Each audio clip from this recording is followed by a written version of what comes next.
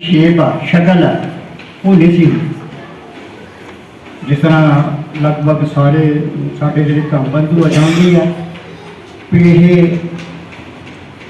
किसी जमाने के विच एक ठार का काम करते थे उन्होंने पेशों वास्ते ਜਿਹੜੇ समाज घूम फिर के लोगों की सेवा करते सी लोगों के अपने विचार देंदे सी उन्होंने विचरते सी पर अज जी शक्ल है वो बहुत अलग है असीं पछाण नहीं सकते। मैनूं याद आंदा साडे एक बहुत विद्वान लेखक डी कसंभी वो अपनी पुस्तक लिखते हैं कि जो मैं अज वो बुद्ध विहार देखदा जिन्हां दे विच वो भिक्षु पैदा हो रहे हैं जिहड़े ऐश प्रस्ती दे विच पै गए आराम च पै गए तो लोगों के विच विचरना उन्हें बंद कर दिता। बेशक वो जिहड़े बुद्ध विहार से जिहड़ा उन्हां दा जिहड़ा पहला जिहड़ा सीगा टीचा वही हुंदा सी कि उत्थे ठहरना, लेकिन उस तो बाद जदों लोगों के विच जागी है तो वह एक विद्युत केंद्र बन ये विचार के तो इल्हाम नहीं होंगे उपरों विचार कदे भी उपरों डिगते नहीं आ गए जब साड़ी जेब च नहीं होंगे असी अच्छे आदमी को सुनते हैं अच्छे विचारकों को सुनते हैं फिर जाके से महान बंदे बनते हैं। और मैं मेरे कहने के मुताबिक ये है मत इस गल से मत जाओ कि ज्ञान जरा मैं बिल्कुल सुन के ही आ जाऊँगा या ज्ञान जरा मैं किसी ने मिल के आ जाऊँगा ना।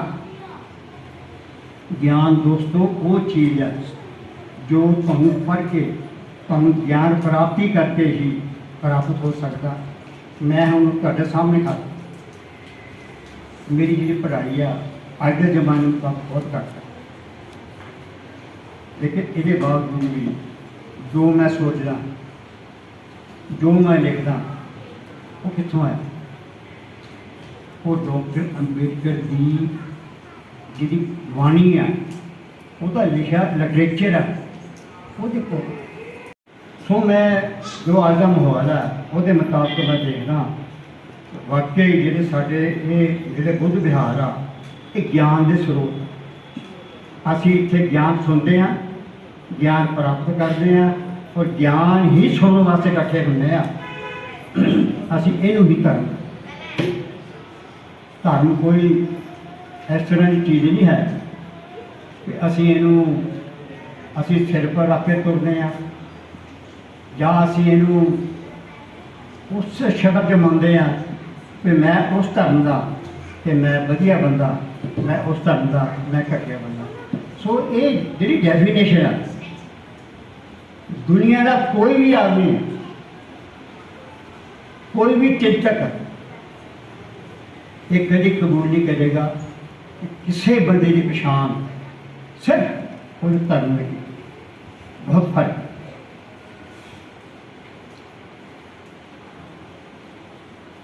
इस तो पहला मैं जिस तरह अज असी बाबा साहब जी का जन्मदिन मना रहे हैं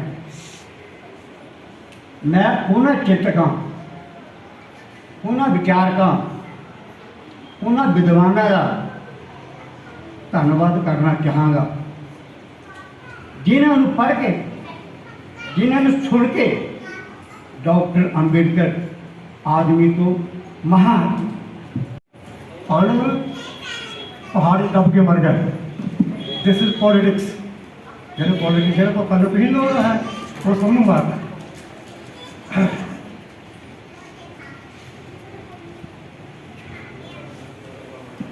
आम इस बार यह है जाना कि बाबा साहब ने आप कुछ नेताओं को देता है कुछ देता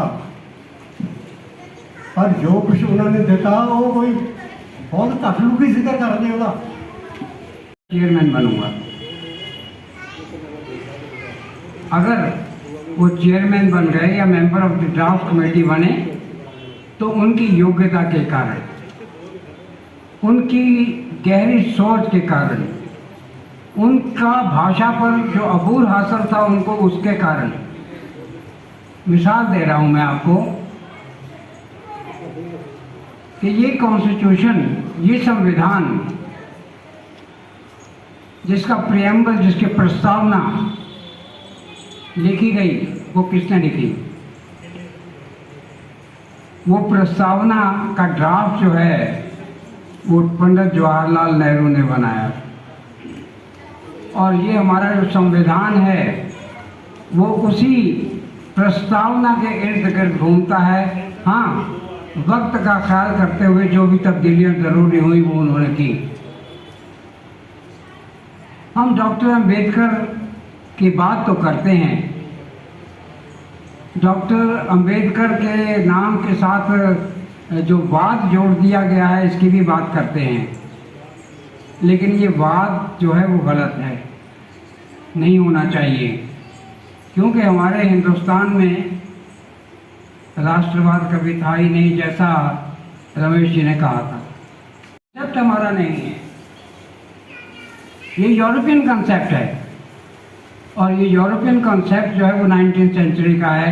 नेपोलियन जब यूरोप के ऊपर कब्जा करना शुरू किया तब का है। हम तो बटे हुए थे आपस में, छोटे छोटे राज्य थे जो अपनी अपनी बात करते थे। हमारे यहाँ राष्ट्रवाद कहाँ था, लेकिन फिर भी हमारे में राष्ट्रवाद था।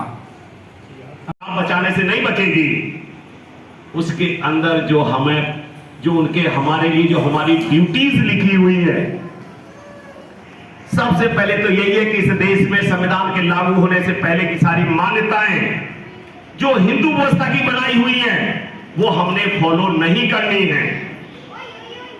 हमें ऊंच नीच संविधान नहीं बनाता। हमारे हिंदू धर्म की मान्यताएं जो 26 जनवरी 1950 को संविधान के लागू होने से के साथ ही वो समाप्त हो गई, लेकिन फिर भी हम मानते हैं। इसीलिए जब तक हम उनकी मान्यताओं को नहीं मानेंगे, हमारी फंडामेंटल ड्यूटीज हैं, उनमें आर्टिकल 51A का H हमें साइंटिफिक टेम्परामेंट की बात करता है, वैज्ञानिक सोच पैदा करने की बात करता है। अगर हमारे अंदर साइंटिफिक टेम्परामेंट नहीं है तो फिर वो संविधान आज तक भी है और आगे भी 100 साल भी बना रहे तो उसका कोई औचित्य नहीं है। अगर इस देश का कास्ट बेस्ड सोशल सिस्टम अगर प्रिवेल कर रहा है और संविधान बना भी रहे तो भी कुछ होने वाला नहीं है। इसीलिए बाबा साहब डॉक्टर अम्बेडकर ने कहा कि जब तक सामाजिक और धार्मिक क्रांतियां नहीं होती हैं, राजनीतिक क्रांतियां नहीं हो सकती। इसीलिए मैं बार बार कह रहा हूं साथियों, इस देश में सोशल और कल्चरल रिवॉल्यूशन, रिलीजियस रिवॉल्यूशन लाना पड़ेगा। और इसके लिए हमारे जो इंटेलेक्चुअल क्लास है, हमारा जो बुद्धिजीवी वर्ग है, इसको अपना रोल अदा करना पड़ेगा। साथियों, मैं छोटी सी बात आपकी कहूंगा। हमने अभी 60 लाख रुपए की जमीन, 60 लाख रुपीस की जमीन अभी अपने RCM में बुद्ध विहार के निर्माण के लिए खरीदी, और उसमें हमने किसी विदेशी, हमारे साथ बहुत सारे NRI साथी आए, जैसे कि हमारे साथी थे, कई बार प्रलोभन देके चले जाते, हमें तो साथियों को लगता था, हमने कहा नहीं, हमें खुद ही लेना पड़ेगा, खुद ही बनाना पड़ेगा। जब तक हमारे कल्चरल सेंटर नहीं होंगे, भिक्षु या दूसरे सोसाइटी के लोग हैं कहां से पैदा होते हैं, जिस तरह का सोसाइटी का करैक्टर है उसी में से बुद्धिजीवी पैदा होगा, उसी में से भिक्षु पैदा होगा। जैसा समाज होगा वैसा ही भिक्षु होगा। हम आजादी तो चाहते हैं, लेकिन हम चाहते हैं कि भगत सिंह पड़ोसी के घर में पैदा हो। मुझे लगता है भिक्षु मेरा खराब है, मैं भिक्षु नहीं बन सकता। मुझे किसने रोका भिक्षु बनने से? बढ़िया आचरण करके दूं मैं। अगर मैं नहीं चाहता कि मैं भिक्षु बनूं, क्यों नहीं चाहता? कि मैं डेडिकेशन, मेरे अंदर वो त्याग नहीं है, सेक्रीफाइस नहीं है। फिर साथियों, हमारे समाज में जैसे भिक्षु जैसा समाज होगा वैसे भिक्षु होंगे।